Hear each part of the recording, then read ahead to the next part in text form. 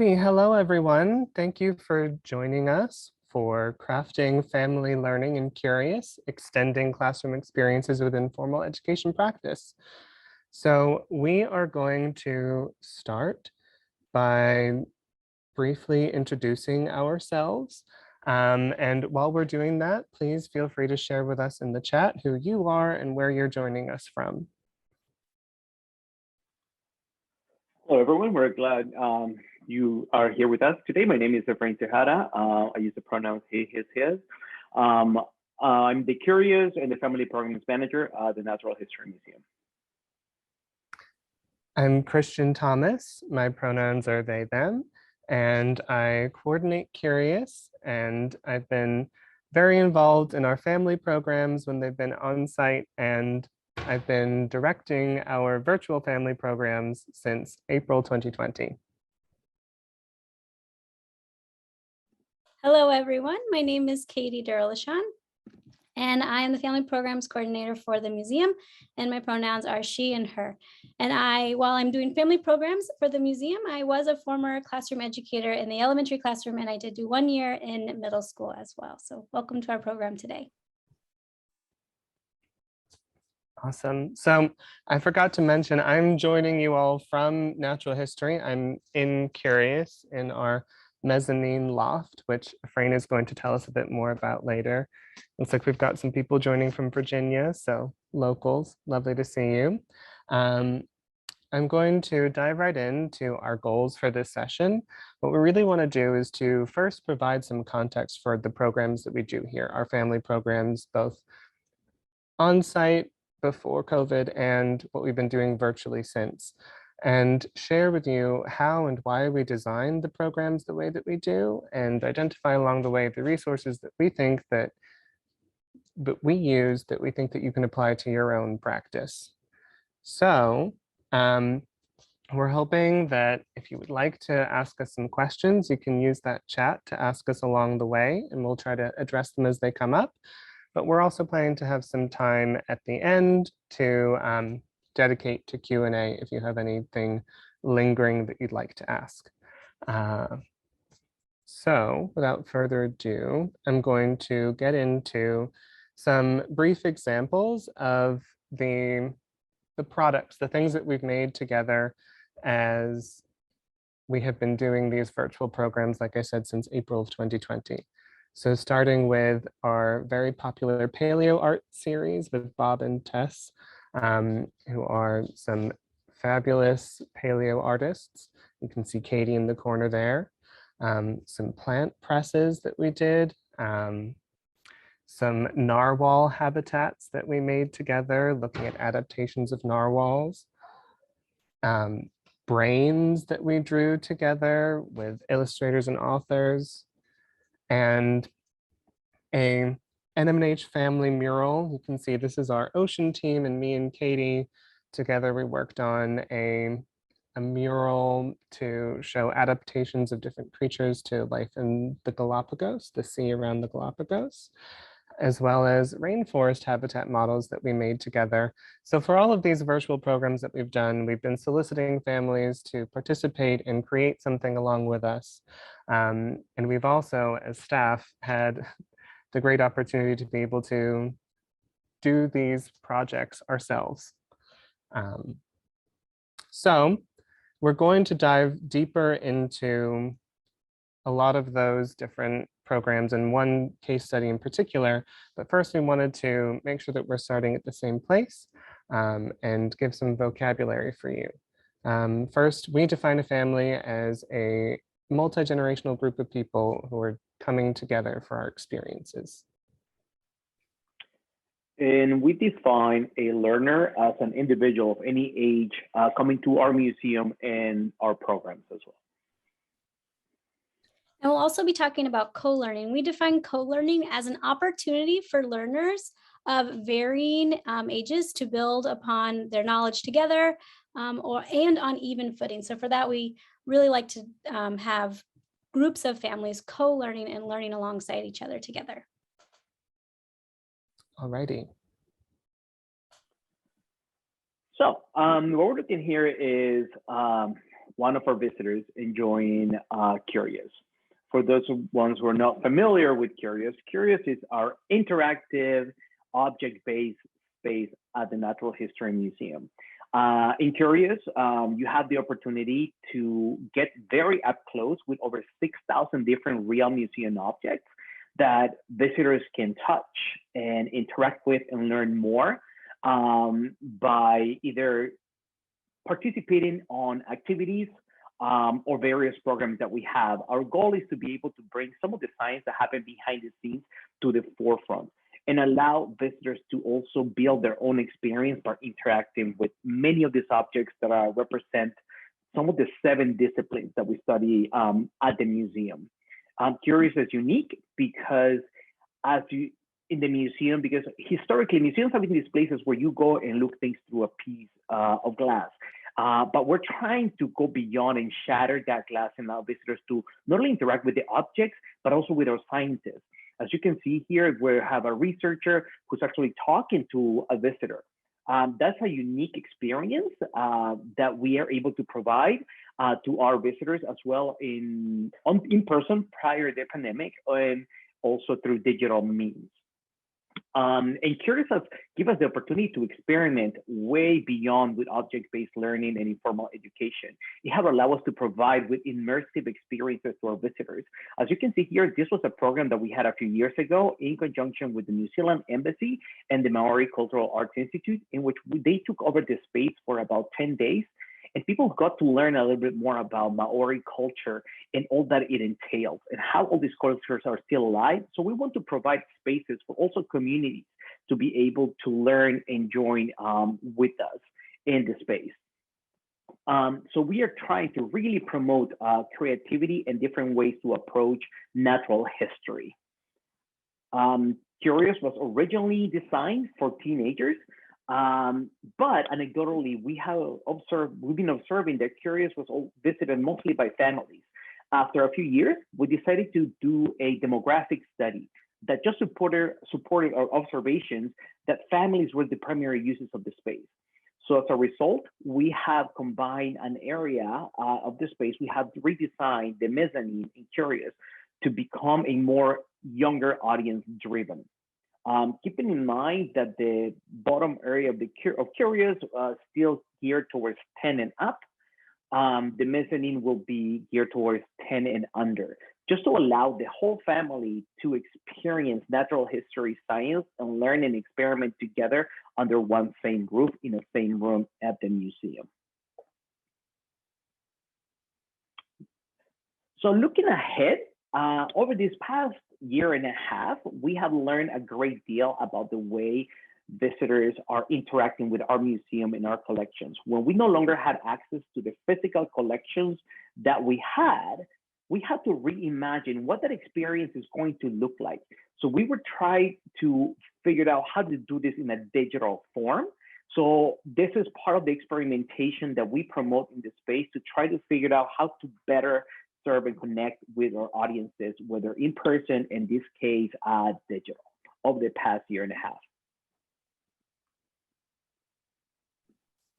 All right, so let's take a quick look at some of our family programs that we offer virtually and on-site at the museum. So our family program suite includes both on-site and virtual programming. And throughout all of our programs, though, our intended outcome is that families will learn that they can practice science skills together and that they can practice these science skills anywhere. Currently, we're practicing our science skills at home in our virtual programming. When we design our programs, we aim to have the families learning through co-learning as much as possible. We aim for these planned actions or activities during the program to be collaborative in nature, meaning we try and think from different learner perspectives or entry points. We want the experiences to include actions between multi-generational learners where they are on even footing as much as possible. And we try to accomplish this by dividing up roles or providing activities that must be completed by at least 2 people, or where the younger learner can be put in the position to teach or show what they've discovered or found out to an older learner. Now, some of our examples of our on-site programming that we've done in the past include our monthly World in Me program, or large family day events, kind of like the ones Efrain was sharing about.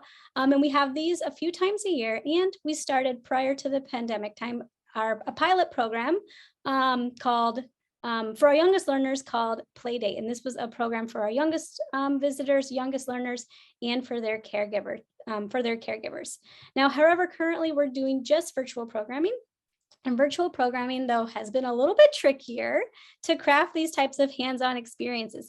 But the invitation for families to be learning and to be creating together is always still present. So this usually takes shape and by having the families create a craft together or doing the action side by side.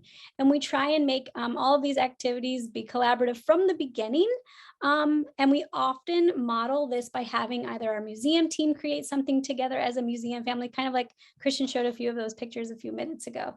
Those are a lot of fun to create together, and we hope that our families are also enjoying creating those together.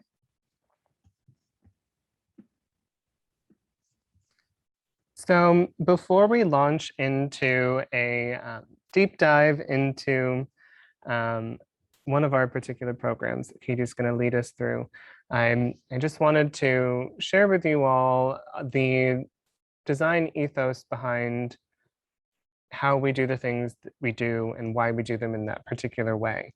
So Curious, like Efrain said, it's not just a physical space in the museum, but for our education department, it's also a methodology that we use to guide our practice for when we design things from those big, large takeover events to the activities that go out on the floor in Curious, to the activities that go out in the galleries and the other exhibits around the museum with our volunteers when they will eventually be welcomed back to the museum. They haven't yet. So this you can see here on the left, we have the whole Q method, which is a multi-step process that starts with a series of different inputs that can be anything from a particular researcher got a grant for their work and it included an element of outreach with the public, to we just got this great new collections object that we want to feature, to someone in our audience attending one of our programs or coming to our space has mentioned a thing that they're very interested in, and we've heard it time and time again. So we start from these series of, we start with and we work through a series of different constraints, be they access to collections objects, access to researchers, money, and throughout that process of designing an activity or an experience, we really spend the most time in these two steps that I've highlighted over here on the right, the ideation and prototyping phase, where we take our work out onto the floor with the public, or we run our virtual programs, and we're looking to get feedback from our visitors, from our attendees, all throughout the way. You can see over here on the right that there is this kind of step 5 implementation, celebrate. Well, that's great and all, but for us, the work with our activities, with our programs, it never really ends with it being implemented, because we're constantly gathering metrics and data on how our visitors interact with them. For instance, for our virtual programs, it happens in the form of surveys that we solicit at the end of every program. Speaking of surveys, there is a survey feature in this session today so that you can share with us your feedback and let us know how we're doing and what you thought of this session. And like I said, as our activities live on the floor of Curious, as we run our virtual programs, we're constantly taking that feedback to tweak and improve our delivery. And we measure our success with a huge framework that we've been developing with COSI, which is the Center for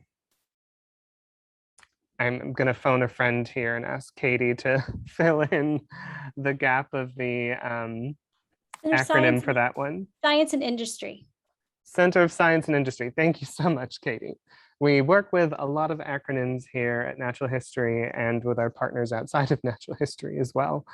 So we're developing this framework that allows us to track and report success of our programs and our activities beyond just number of people showing up for them.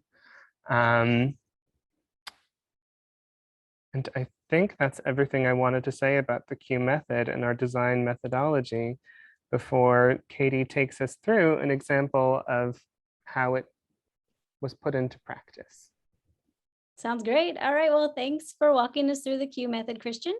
And as we mentioned earlier, throughout all of our programs, our intended outcome again is that families will learn that they can practice these science skills together and anywhere. We always aim, though, as the museum to use our collections as a tool for discussion or discovery, and we try and have our programs to be as hands-on as possible. So on site, we can provide fossils or specimens to make the hands-on experience truly unique. And we can also make sure that all of the supplies are provided for any of the craft or any part of the experience that the family will be going through. But so in this image here, you can see that we're making costumes based off of prehistoric creature features. So we were able to provide families t-shirts, headbands, and lots of other craft and costume making supplies for this program that we provided. Now, though, in the virtual space, we can still provide access to objects via images or via media, but we try and create crafting experiences that only use easily found materials around the home. So sometimes those materials include learner-chosen recycled materials or learner-chosen coloring supplies, and sometimes the supply ask is just a blank piece of paper, any color, lined or unlined, and a writing tool. Usually we suggest a pencil so you can erase, but really any writing tool is great. And by keeping our supply ask to more easily found objects or materials around the home, we hopefully can make the hands-on or the creating portion of the program as accessible as possible. But it has made us have to be a little bit more creative when thinking about what types of crafts we can, or crafting experiences we can facilitate for our families. So we're going to walk through some of our different program offerings based around the same topic, prehistoric sea creatures. So this topic has been a focus of some of our really popular on-site programs. Our World and Me program, for example, we've done a program around this topic, and it's been adapted either 3 or 4 different times. Same program, it's called World and Me, but every time we change it slightly based on feedback. We also have taken the World and Me program and adapted it to a different program, our Playdate program for our early learners and their caregivers. And now we've also done it 3 times online, 3 different times online. So let's start first and take a behind the scenes look at what our World and Me program entails, as well as what it would look like for the program based around the specimen image that you saw before. So let's start with World and Me. So our World and Me program is an on-site registered program, and it always includes hands-on specimen stations, always includes a story and crafting opportunities for the families to do together. So as an on-site program, it began as a program to highlight a temporary exhibit in the back of our ocean hall called Sea Monsters Unearthed. And that specimen from earlier is one of the specimens that we feature in the program. And this exhibit is about fossils of mosasaurs from Angola. And when new exhibits open in the museum, creating programming around them is really important to help support learners through different ways of experiencing the content. So here's what the setup looks like for when we do the program for Sea Monsters Unearthed on site for our World and Me. Whenever we do this program on site, it's super popular because it also includes a mini fossil dig for families to dig for and find fossils. That's what the blue tarps are laid out for. It helps us to clean up after the fossil dig. But before the fossil dig and before the official start of any World and Me program, we always have a few hands-on activities that are open for families to get them introduced or warmed up to the topic. So for this program, that includes 2 hands-on activities, a mural creation station, which is actually off to the side. You can't see it in this image. You'll see it in just a moment though. And a station where families can measure their height to one on the size of to the size of a mosasaur. You can see it right there on the floor. We've got it taped on the floor, and it's really fun because sometimes families will line up head to toe to see if their whole family would fit or be longer than the mosasaur. Sometimes one kiddo will see how many of them it takes to be the size of the mosasaur. So we really try and have it fun and hands-on and engaging right from the get-go. So on the next slide, though, are a few shots of some of the other stations that we mentioned. So you'll see a shot of the fossil station, and you'll see on the next slide a shot of the mural station. So after we have those introduction activities for any of our World in Me program, we all gather together around on the floor and we read a story together. And then the main activity or the main event for the program happens. For this program in particular, that is the fossil hunt. So families will each get their own bag of fossil matrix, which includes a few fossils from Angola as well, so from the same area as the museum or from the specimens that are in the exhibit. And families will look through and they will find and they will keep track of the fossils that they find on their own personal tally sheet, which you can see right there in the middle. It's that longer sheet with the little images in the little boxes. So they then, after they've looked through their matrix and they think they found all of the fossil pieces, they will then go to the larger station where we collect all the data from all of the families in the room. And this is for everyone to see what we've collected as a whole unit together during the program. And they can add their fossil data to the bigger chart by adding stickers. So for example, if they found 5 shark teeth, they'll get to put 5 stickers for the shark teeth. And you can see that mural that chart in the bottom left with all of the stickers. So the mural creation activity on the right is open at the beginning during the introduction activities, but then we also put open for families to complete more animals to our community mural after they finish the dig, or really anytime they would like. So if they're in the middle of a dig and they want to take a break to color a sea turtle, they can go on over, and it's always open for another activity or another choice. So not all of our World in Me programs, though, are as structured or have certain steps to follow or an obvious flow or an obvious lesson plan like this one. Some of our programs are more station in nature. And it's kind of like a choose your own adventure or choose your own way of interacting as a family with the content. So our World in Me programs, though, always will have the introduction stations, the story, and then the larger exploration afterward. So now, that's our World in Me program, and when we're having on-site programming that happens every month. And then earlier in 2020, we piloted a new program called Playdate. And for our Playdate program, again, it's for our earliest learners or our youngest learners and their caregivers. And because this program was such a popular World in Me program, we decided to adapt it to a Playdate program. Now, for the Playdate version, we also read the story, the same story, but this time the story is read multiple times throughout the program. The Playdate version is a drop-in format, so families don't have to register and they can just see or hear that something cool is happening up in the studio, and they can pop in and they can stay for as long or as little as they would like. We bring out touchable fossil specimens also for learners to explore. We have a station where they can create an artwork using animals that are discussed in the book, similar to the mural station in the World in Me program. And for this one, there's also a felt or a play station where they can recreate the story or explore learning through play and creating as well. It doesn't include a fossil dig, but rather it has stations throughout the space for families to interact with at their own timing or their own time. And then on the next slide, you can see some of those stations up close. You can see some of the felt and mural creations from the play date that took place in February 2020. The felt play is super fun, and the youngest learners and their caregivers really spent a lot of time playing with the felt, and it was a lot of fun. So we're going to try and incorporate that in more of our programs. For story time for this program, we read it in the same place where we have the play station located, and visitors will help us to clean up the space prior to the book. And then we get it all back out afterwards as a group. And the youngest visitors, I will say, were very helpful in cleaning up. So thank you to our younger visitors for helping me clean up every time. Now, on the next slide, you'll see that we have shifted now this program around prehistoric sea creatures or prehistoric or sea monsters unearthed exhibit into the digital space.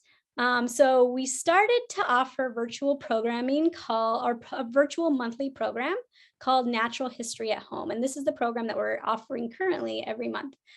For our online version, we've been able to do the program around prehistoric sea creatures 3 different times. But since it's online, we don't have fossils for our learners to touch and to physically interact with. So the first thing we are trying to think about is how to still make this program engaging without the touchable fossils, without the fossil dig. But we still can interact with the fossils and make observations using images of the fossils. So for this program, we share images and we take observations using the Q&A in the webinar. So we can still keep the fossils in the program. We also invite a paleontologist on to read the book and share about what we can learn from fossils of this time period. Having experts like our paleontologists involved in this program is different than when we have our on-site World in Me programs. Usually for our World in Me programs, it's ran by our museum educators and some of our volunteers. And usually we have paleontologists for our larger family day events. But for our Natural History at Home, it's been something really unique that we can usually have an expert like a paleontologist on almost to every program to add a little bit more expertise into the specific topic that we're talking about. So it's something a little bit different than what we do for our monthly on-site programs. Now, the activity has changed throughout the 3 different iterations of our online program, though.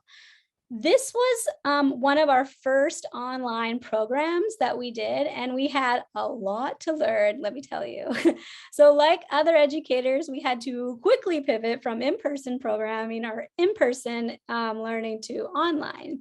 And we had to go through a learning curve of figuring out best practices and how to be effective and how to still be engaging online. So the first 2 had our families recreating the late Cretaceous sea using a printed mosasaur drawing. And this craft activity, though it could have been limiting to learners though, if they didn't have access to a printer and because they would have needed to print out the template that we were providing to make their artwork. So with that in mind, and after going through many other programs and after learning better practices for online instruction or programming, we shifted to a more open-ended activity and a more open-ended theme of storytelling. So in the next slide, you're going to see an example of one of our example that we shared with the participants as an example of how to retell this story or this information that we're learning. So you'll see on the screen here is a stop motion video. There's no sound in this video, but so if you can still hear me, it's okay. There's no sound for this video. So in this video, you'll see the blue background of the late Cretaceous sea and a drawing of a Tylosaurus that I had made. And it's entering into a place where it can go and eat some of the ammonites that it enjoyed eating when Tylosaurs were around.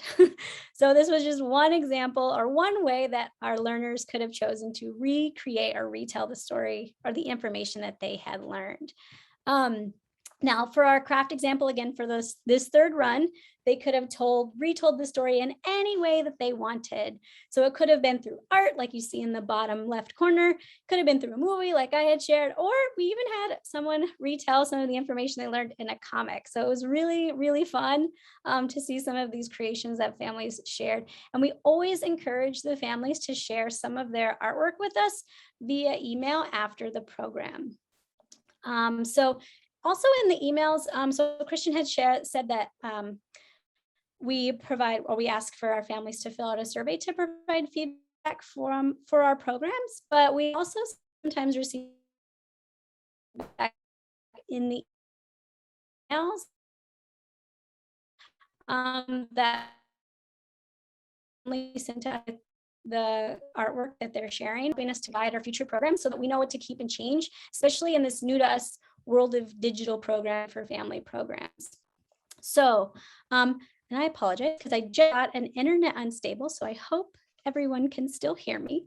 But some of our craft ideas for online we do together throughout the program, and some we leave a project for the family to do after the program has ended. We have found we receive more artwork and email submissions when we invite the family to work alongside us throughout the of leaving it as something to do together afterward. So with that in mind, we try and create these opportunities throughout each program to make and do as we learn together. So during this digital programming time, we've also started offering Spanish and then transitioned to bilingual programming too. So I'm going to turn it over to Efrain, who can share a little bit more about our Spanish and bilingual programming.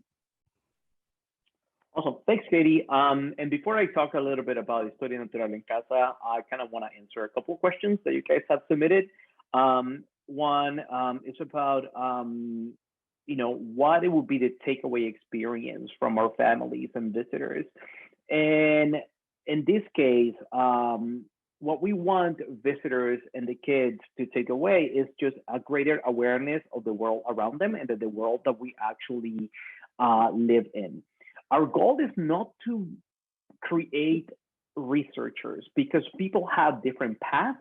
So exposing them to every type of natural history experience that we can provide them with could lead to, a career in art. It could be, a scientist, or it could be something else, engineering in terms of like using our equipment. So we really try to take an approach in which the data the information is accessible, but also fun and engaging, so the visitor and the participant can make their own decision with their family on what else do they want to learn more about. And that also some of the information that we gather in our surveys. And this one will be kind of for Katie. What do we do with the artwork after the project is over? So, Katie, do you want to jump in with that? Yeah, sure. So any of the artwork that we receive from the families, we can get, first we ask for permission to share their artwork. And within this permission, this allows us to share the artwork for presentations such as this. We also like to share it at the next month's program to encourage others to also share their artwork, like, hey, we did a really cool program about Tylosaurs and we made these cool comics. And so these families shared with us. So we hope that you'll share with us too, so we can highlight yours too as well. So we keep them for, we can use the artwork again for programs such as this to share the types of artifacts that we're getting from our families, as well as use them for inspiration for other families to create artwork. And for future programs, it's also good to see what has been created, what we have done, to see maybe what we have been doing a lot of, to see how we can branch out and do something different. So there's not really a place that we display them permanently, but we get permission from the families to use them for future needs. I hope that answers. Thank you, Katie. And that was when we have also in digital format. When we were on site, we would also collect some of the artwork and display it from time to time in the different cases that we have, which was super cool, because when visitors who may never been to the space, they look at some of the artwork that is out there, they get encouraged to ask questions. Same is a goal that I have for this space is, as we create new experiences, we perhaps invited in with guest either speakers or artists to try to create a mini collection for family programs of all the different things that we have created throughout the years, just to also have a record and understand how much we have changed and done. We had some programs on basket weaving, how that experience was actually utilizing the space and the impact that it had, and how can we actually start collecting some of those experiences for our own history as a venue. So I'm gonna keep on moving, and we'll get back to your questions towards the end. So like Katie said, Historia Natural en Casa was our initiative to have a different approach to family programs. We decided to start in testing with Spanish-only programs back in the summer of 2020. So this was important for us because we really wanted to also break some barriers and make our content even more accessible. It is sometimes not possible to translate every single item that we have in a museum because of the huge diversity of people that visit the museum from all over the world. So we started to kind of like try to see if we could reach out to local communities and how to make them more engaged into our programs and make them feel like they are welcome and that they are part of the museum. As we experimented with this, we made a decision to transfer or to go from Spanish only to bilingual, with the intention to making sure that co-learning was happening in the different family units. There are families whose parents are the ones who parents who have who only speak Spanish, or Spanish might be their primary language, and their young kids whose primary language might be English. So we're trying to experiment with ways to provide them with the information in both languages in the same program by going back and forth, so we can actually have everyone understand and join the experience. Some of it is from the dynamics that I also experience in my own household in terms of transitioning from English to Spanish in a very natural and easy way. So this is a new initiative that we have started, and we are learning a lot by collecting data and eventually improving and also involve the communities around the DC region to provide us with feedback on how can we even improve in terms of content and delivery. Cool. All right. Thank you for sharing, Efrain. One last thing we're starting to roll out that hopefully families or even teachers in the classroom might be able to use to further their exploration of topics that we cover in our programs, or any topics or lessons that you're covering in your classroom, are Learning Labs. So Learning Lab, if you haven't heard of it, is a platform used by the Smithsonian to create these types of labs of information. So the beauty of them, though, is that they're free and anyone can use them. Anyone can create them, anyone can access them. So Learning Labs are kind of like a folder that you might have on your desktop that would hold all kinds of information or images related to one topic. And the creator of the specific Learning Lab can include information in small boxes for the learner to see or read, or they can provide even more information if the learner clicks on those boxes.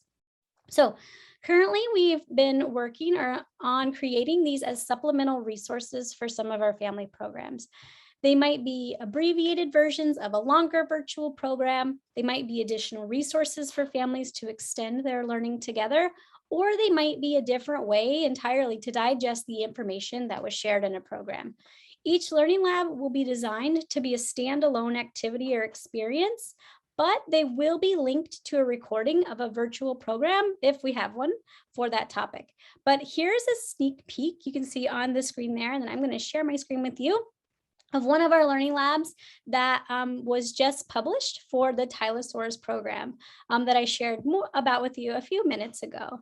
So let me share my screen with you and then show you how it works. We'll also share the link to this. I will put it in our chat so that it can be shared out to the chat for you all. So here is the Learning Lab related to this program, and it is called Life in the Late Cretaceous. So late Cretaceous, because that's the time period in which these animals and plants were found in, and that's the time period that we were talking about for the Tylosaurus program too.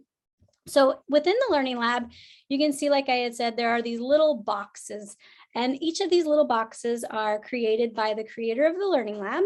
And then each of the boxes can contain more information or more direction for the learner. So if you see a little paper clip in the corner, like you can see here on the third box and the fourth box and the fifth box, that means I've put more information for the learner to have as a resource. If you don't see a paper clip, that means all that's there is what's in the square that you can see. So let me take you on a quick little, or let me take you through a quick little journey through this Learning Lab to show you what it looks like when you click on one. So let's look here at the Tylosaurus specimen. Now, so here you can see the image that was in that box is blown up now on the right-hand side. So what you see here on the right-hand side, is what was in that little box. And then on the left, you'll see the extra information that I have added in to sort of facilitate this experience for the family or for the learner. And you as the educator can also edit and add on your own Learning Lab. You can't on this one because this one, I can only do that because I'm the creator. But if you create your own Learning Lab, you can input any type of information or anything that you need. It can be a link, it can be a quiz, it can be an extra resource that you would like your learners or your family to experience through the Learning Lab. You can use the bottom arrows at the bottom toggle bar to make advancements in the slides or make advancements in your Learning Lab. You can also, hopefully that will close. Hold on one second. Maybe it will close. There we go. You can also at the bottom, you can click on these 4 little boxes here, and that will take you back to your main page of Learning Lab.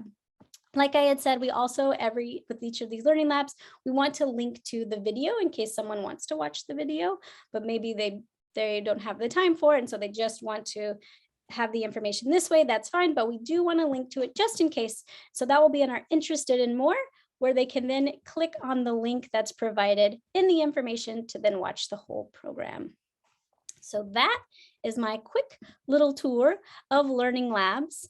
And we at Smithsonian are within our family programs here are thinking that these Learning Labs really can have the potential to link some of what's going on in the museum or within our programs to classrooms or to families that are interested in the content. Because again, the timing of the program might not work for families, or they might not work for classrooms, or maybe rewatching the entire program isn't something that you're wanting to do as a family or a class. So we're hoping that through these Learning Labs, educators can access them or create their own and share opportunities for families to experience content anytime, anywhere, as long as the family of learners has internet access. Thank you, Katie.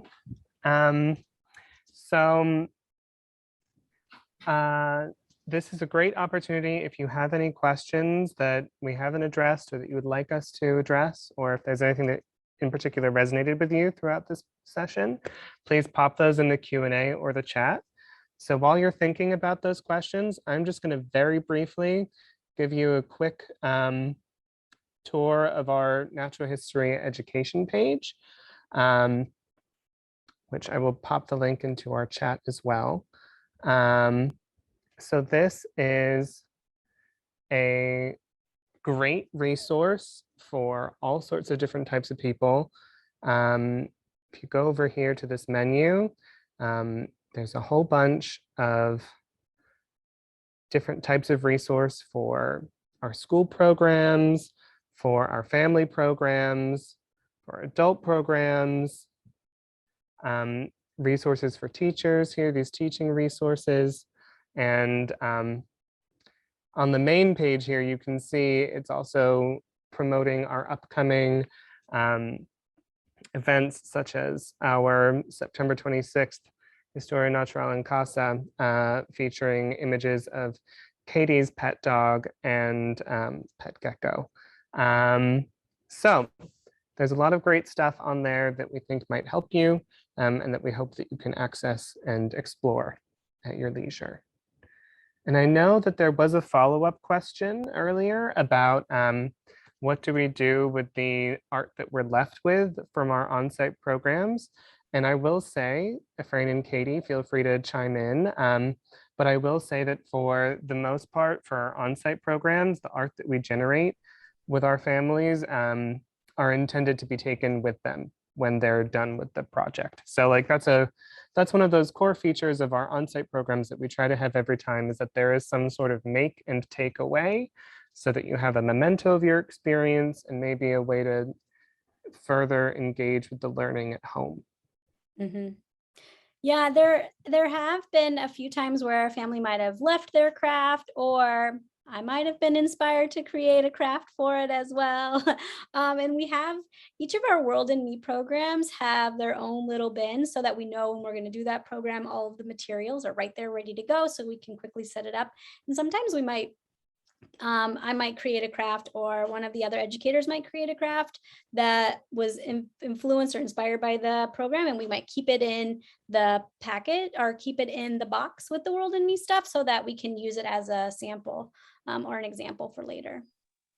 And that's a great point because some of some of the projects that we get in or that we want families to participate in, we're also participating in. So a big key component is that we also have a blast creating these models, dioramas, and drawings. We're not, some of us are not the best drawers. Some of us might not be the most crafty, but we really try to to kind of understand the experience of a child and be able to replicate it. And I mean, sometimes these kids like have us beat in the projects that they create. So I think we're having fun with the process, and that actually shows in our program. And I think it's very important for us to have a space like Curious that that allows us to experiment, to try, and to just figure different ways in which to engage with different groups of people. Not every person will be the same, not every family will be the same, but we're trying to find different ways in which people can have fun joining us and participating. And somebody asked, Katie, do you have a bibliography of the books that you use for these programs? Do we have I do not have a bibliography for the books that we use for the programs. We do online. It's been a little bit trickier to do programming with books because of our programs are always recorded. And so we've run into some rules regarding copyrights. So we did get permission so far to have read 3 different books. One was Tylosaurus by Jerry Bailey, I believe. And that was also a Smithsonian affiliated book. And then the other 2 books that we've done have the author gave us permission and the publisher. And we actually had them on as featured experts. So one was Susan Stockdale, and it was a book all about stripes. And then we had Eileen, and I forget her last name, Eileen Fraser, I believe. She is a student at studying neuroscience. And then we also had an illustrator, her illustrator that worked with her on the book, and they were our experts for our program all about animal brains. So all of those programs are on our website, so you can look through there if you would like to find out a little bit more about those books. And then our on-site books, we have a list that we have a handful that we use that have been vetted and checked by our scientists and that we've obtained permission to use. But we don't have a list that we have available that we promote or anything. But thanks for asking. All right, thank you, Katie. And I have a question. This could be for any of us, and I would love your input. So, how has working virtually in your day-to-day jobs impacted your ability to collaborate and create programs, and how have you overcome this? We all know that this is kind of a loaded question, but I want to answer. So, any of you who want to answer? I can take that one. I think this is also probably a good place to kind of end on, because I think ultimately it's a happy story, because our work has been highly impacted in that, like, these experiences that we create for our families are truly a team effort that involves a lot of different people, not only in education, not only these 3 people here on this session, but also a lot of researchers, a lot of collection staff, a lot of IT support. And we've been fortunate enough that we've been able to keep that teamwork alive, even in the virtual realm, and be able to work with each other and around each other's various new challenges and life experiences, to still be able to keep that collaborative effort alive in the virtual realm. But I think that's all the time that we have. And thank you all so much for joining us today. It's been a pleasure to share with you, and we hope that you take that survey to provide us with your feedback about how this session went. Thank you, everyone.